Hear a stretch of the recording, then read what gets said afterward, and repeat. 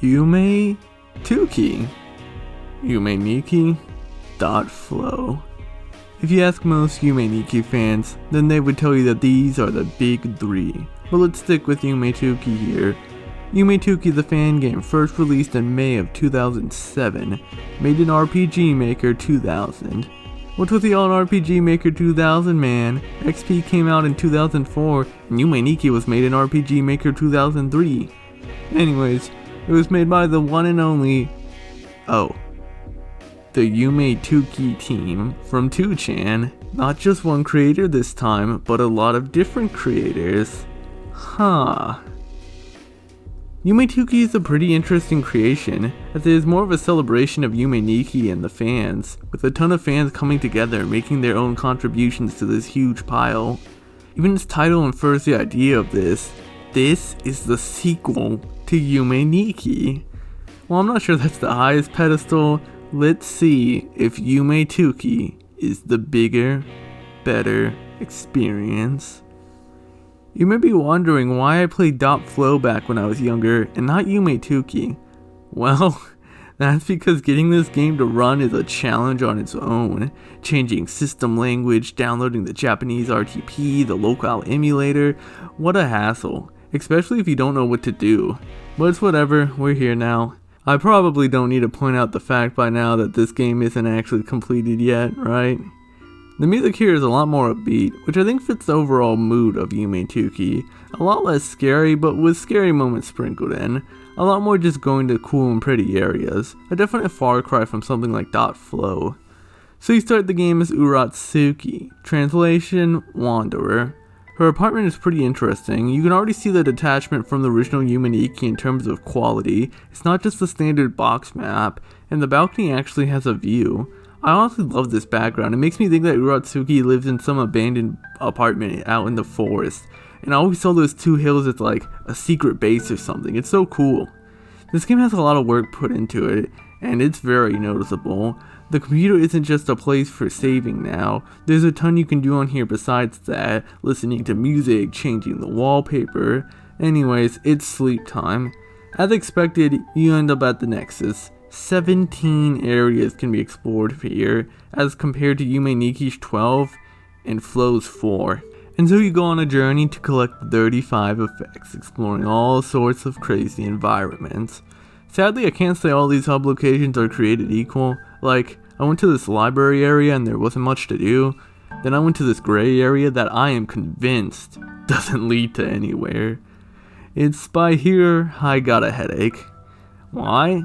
I know, if I could survive the crazy rave areas from the past games, what could get me this time? Her footsteps, man. God, I can't stand it. They are way too high pitched. So what did I do? Luckily, I wasn't the only one with this problem. I had to download a file with a much quieter and lower pitched stepping sound. All my problems were solved then. Is what I wish I could say. Yume tuki has an audio problem, man. What I like about games like these is being able to listen to the ambient music washing over me as I take in the environments. But here, the sound effects are way too loud, or maybe the music is just too quiet. Just listen to some of this.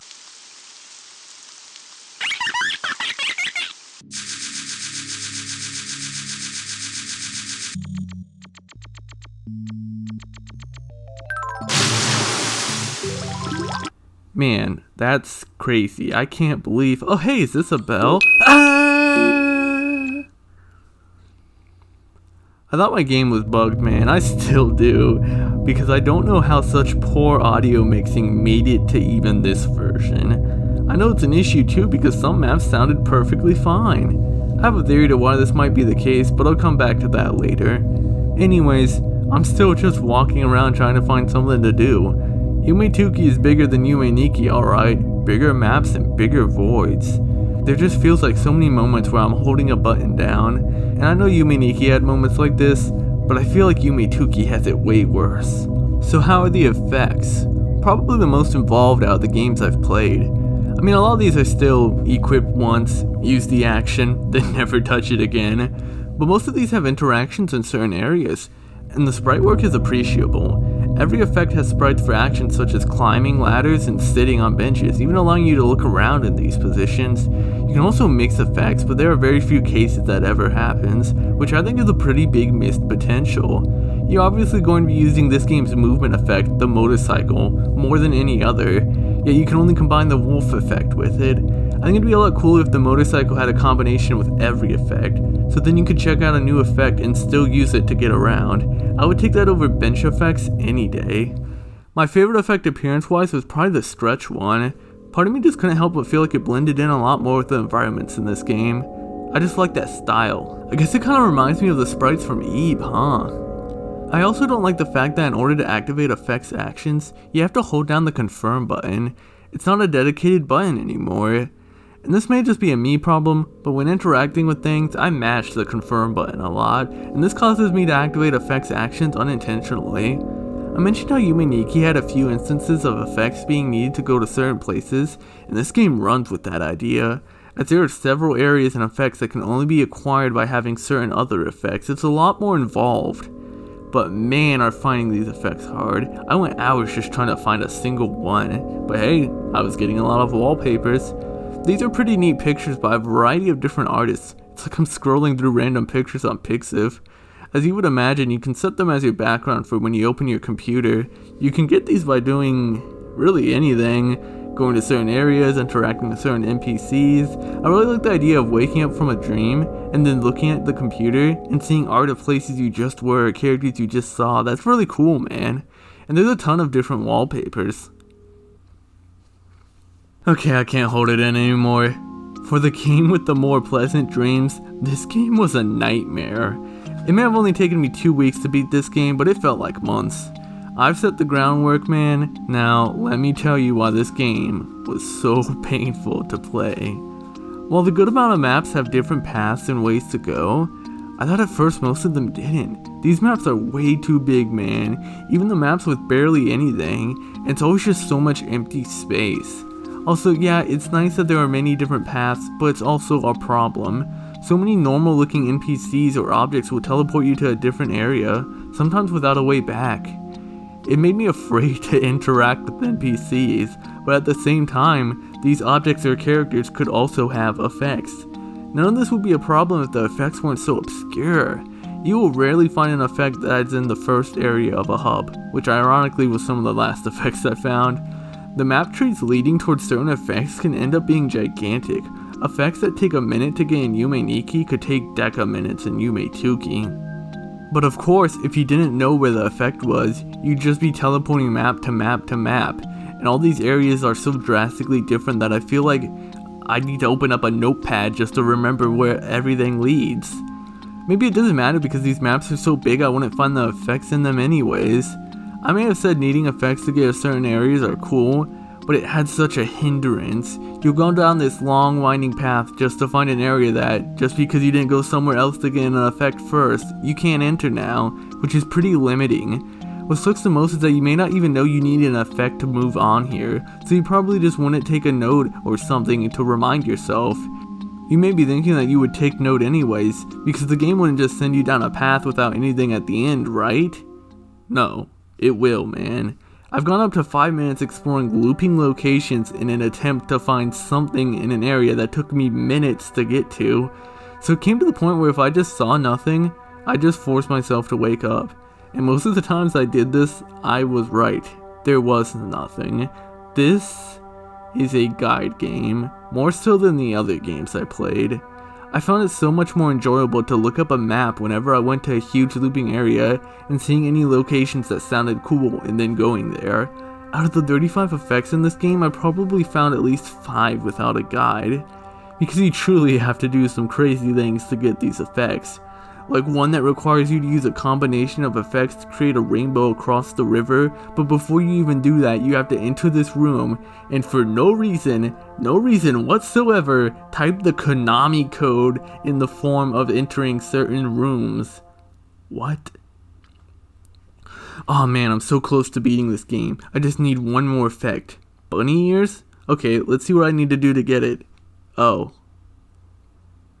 Okay, so first you have to use the glasses effect to see hidden objects in the library on this bookcase in particular. This will take you to the place with these eyeball guard dudes. Here you'll have to find a black book, and still wearing the glasses, you better still be wearing the glasses. You gotta interact with it. Now you'll go back to the library and this rando book starts running around and you have to catch them. Oh, you buster, I'm gonna get you. Oh, you can't run forever. I'm coming. Bro, how do I even catch this? Oh, when I catch you, your days are over. Oh, hey, thanks. Anyways, then you have to go back to the eyeball world and go here. The guards will prevent you from climbing this ladder, so you have to head over to this bar and pay this person some money to play some music from Eve. And that reminds the guards that they need to replay Eve, so they leave. Then you climb the ladder and crap, a new challenger. God dang it, I forgot about this. So now you have to fight against Manatsuki at her apartment. This fight is tough because you only have 1 life and she has 3. And if you don't have other effects, you straight up can't do certain attacks.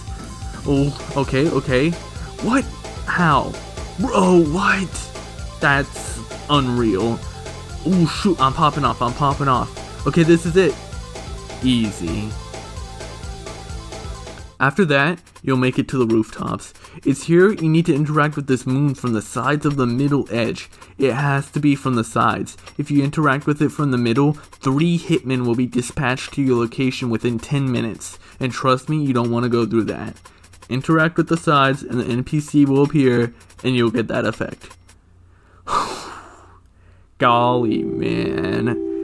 It wasn't long with these stressful scavenger hunts that I came to the conclusion that effects aren't necessary to this game. The most fun I had with Yume Tuki was just exploring around and going to random maps. If I got an effect, then that's cool. It's funny, despite this being called a sequel to Yume Nikki, it plays much more like LCD Dream Emulator. It's very different from Yume Nikki and Dot Flow because you're just constantly getting teleported to all these random locations and areas. The endings aren't really necessary, just a cool side thing you may get, you may not. It's just like any of the other endgame events. The real goal of Yume Tuki is to just explore all the cool areas and see things. Putting the ideas of getting all the effects in ruins it. By going after all the effects, I can't help but feel like I was playing the game incorrectly. And I know what you're thinking. Spacey, why did you go for the effects then? Because I'm reviewing the game. I need to get the endings. I need to beat the game. Imagine if I made this video and say I didn't do that. What would even be the point of making this video then? Y'all would be pissed. But I really wish I didn't have to get all the effects, man. That just blew the fun right out. Now, for my final complaint. I was a little concerned from the beginning at the idea of this game. A bunch of fans coming together to make a collaborative project. Suddenly, the thing I liked about Yume Nikki and Dot Flow are gone. This is no longer just a single person's game with their own meaning, thoughts, and theme. You can call yourself the sequel to Yume Nikki, but that's one part of Yume Nikki Yume Tuki will never have, because it couldn't. And maybe in that way, it missed the point of Yume Nikki to begin with. Albeit the point of Yume Nikki is a rather subjective thought. To me, it just felt like random areas mixed and matched with no reason, glue and stitching. It felt more like a showcase than an actual game.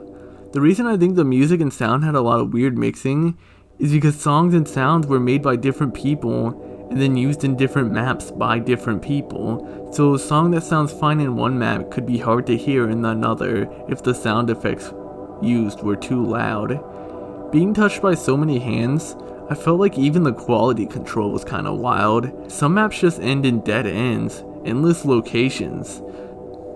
So I just had to assume this was the end of this creator's art submission. Some had NPCs and unique footstep sounds, others were completely empty. And while some maps are really intricate and complex, others were just mazes.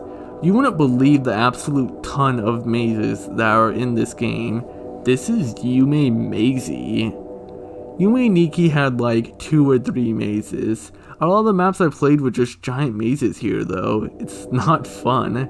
I couldn't help but to wonder, Did these guys play Yume Nikki? Maybe the most disappointing though is that this game has no meaning. I like Yume Nikki because I believed it had no meaning, yes, but meaning could be made out of it. There's no meaning to make when this game just feels like a mix of a bunch of different Yume Nikki games. I could be a different character than Uratsuki for each world and it'd feel natural. Uratsuki is just a puppet for this Yume Nikki scene, just an actor to pose on random backdrops. I don't really have a lot to be invested in. When I played Yume Nikki in .flow, I would see objects or events and think about what they could mean. But this game has ideas and intentions of dozens of people. There's no cohesion with the stuff you see in one map to the things you see in another. So I guess I'm really sorry to the Yume Tuki fans. I was pretty harsh on this one. But hey, I still like this game. I haven't gotten to say what I liked about this game yet, man, because it does things that very few games could ever. Funnily enough, the problems I have with Yume Tuki is what I like about it. Let me tell you why Yume Tuki is awesome. This game is insanely packed. So many maps, over 400 songs. The amount of varied and different locations are insane. There's so much to see, man. You'll end up seeing completely different locations from someone else. I watched a review of some guy complaining about constantly going through this one map that I never even saw in my playthrough. And some of the coolest locations were probably seen by very few people. And there's actually stuff to do here, like the bathhouse. I also like how this game is self-aware about Yume Nikki in the fan games. Like randomly you can find this staircase at the balcony in the dream world, and I just rolled my eyes at it at first when I went up, jumped off it, and just seemed to be the Yume Nikki ending. But then Uratsuki walks up to the blood pile like, you kidding me? And then it turns out she just fell out of her bed and you wake up. That's funny, I like stuff like that. You remember what I said about how constantly switching maps and locations made this game hard to beat? Well, that's also why it's amazing. You are always seeing something new. If an area bores you, just interact with a random object and you'll be somewhere else now. And being handled by so many people is what makes this work. It's like you asked dozens of people what they thought a dream was, and they put it in. You see so many different perspectives on the idea of a dream. Some you may even be able to relate to. That is something I have never seen another game do. It's this blend of all these different cool art styles and ideas that make up those areas. And maybe that's the meaning. That's the theme. A dream. And what it means or is to many people. That is cool. In my other two videos, I briefly talked about the cool areas in the game. I really glossed over it. But in this game, I got a whole section on cool areas. I guess the sad part is that I can't remember them all, considering just how many different locations there are in this game. This place where you bounce off the cubes are cool, this beach area was pretty neat, or this really simple yet empty warehouse area still running on its own, the only things here being cutouts of people, the illusion that there's still life here. The docks were a nightmare to travel through, and you find this submarine that only opens sometimes when you cross a certain point on the map, which is kinda dumb because you need it to get an effect, but I like the two people you can chill with, and the overall vibe makes this a pretty neat map even if it is a hell maze. Just this screen with these strange UFOs all lined up with such a neat visual with the blue sky and the red clouds. I mean sure, like most of these areas it kinda just leads to a dead end, but it was cool to see. Japantown was neat too. I like how you can take this bus to this place with the realistic backgrounds. I always love these photo backgrounds. I like all these areas that were drawn instead of using a tile set. At least that's what I assume this is. It's probably a drawn background with invisible walls, but hey, it kind of reminds me of what I do for my game, and that's pretty cool. Ooh, I really like the flying fish area too, and how you just keep climbing higher and higher, and the colors here, the black background, the dull yellow and white, it slaps. My two favorites though would have to first be this one, the Scorched Wasteland. It's this town that has been completely burned, with all the citizens being crisped, but still moving around. It's places like these that make me think and wonder, like, how did this happen? Did the sun finally get too close? Have these people developed like a resistance to the heat over generations? And going to a certain building turns into a freezing snowland, the complete opposite. Exploring outside, you can find this hooded figure just shambling around. Who is this? I love areas like these because it leaves me with so many questions, and I get to think about it while exploring. Sure, I can't think about the themes or overall story of Uratsuki, but I can think about this area and its people and what happened here. It's very cool. Although it's kind of ruined by this random room with this guy playing a video game. I can only assume this is like some sort of self-insert stuff or something. I don't know about this one, man. My other favorite area is this beach area. It uses photography, but it's edited in such a cool way. You can see this giant beast off in the distance. And something about being alone on a beach witnessing something like this really strikes me. And some of the photography is very interesting with how it's done. And the music, this song was also used in the Scorched Wasteland. It just creates this environment I could sit in forever. Throughout all the pain, from frustration to insane boredom, it was places like these that made it all worth it. I just can't help but wish the people that made these maps also did all the other maps too. But then I guess this game wouldn't be as special, huh? It's still a flaw though, that you have to dig so deep through voids and mazes to find these areas. But it's not just the areas I like about Yume Tuki, I also like some of the characters. There's no reoccurring characters, which can make chasers kinda difficult to tell from normal NPCs, but a lot of these guys have cool designs. I like the robot in Japantown that will bow to you if you have a certain effect. This dude might be my favorite. Or this cute dude on the couch that you can chill with who is sometimes sleep. Oh yeah, this insect dude that you can see at the school, I like them too. It's honestly hard to remember all these characters and areas. There really are just so many, which kinda makes me feel bad. Despite playing for a sizable time, I feel like I haven't even seen half of this game. I'll look up images from areas I've never even seen. It's like I played a different game. It makes me feel unequipped to do this review. Like, was there a Famicom world? I think I missed it. But at least I got the endings. I guess I should talk about these. There's kind of a lot of them. For some of these you don't even need all the effects. The first one I got involved going up the stairs on the balcony where I was like, are we really doing this? Nah, I'm good. And then walk back down. Only for Uratsuki to toss the stairs off the balcony and then go outside. Hell yeah. Nice ending theme too, really bouncy and upbeat. This game has great music. This is a happy game in general. Like, sure, you'll see some scary stuff, but it's all in an exciting way, like, oh shoot, that's cool. I feel like if there's any game world you can get lost in, it's this one, man. The other endings aren't much of note. If you do jump off, it gives you this ending where it turns out Uratsuki and everything else was just a doll in a UFO catcher machine, which kind of fits my interpretation of Uratsuki just being this toy that many people play with in different ways. It's also a pretty funny ending, plays with your expectations in a different way. I like how the credits all have a different style for the different endings. There's other endings I won't go into, some intricate, one requiring you to have like 90% of the wallpapers, but maybe you guys can find them out on your own. I thought these two were the most interesting, but even still, these are just events that can occur. As soon as they're over, you're back in the game, which in a way makes this game kind of endless. Like, okay, that was cool, let's go explore some more now. Though it was here that I did draw the line. I feel like I missed a lot in this game, but it was kind of designed that way, right?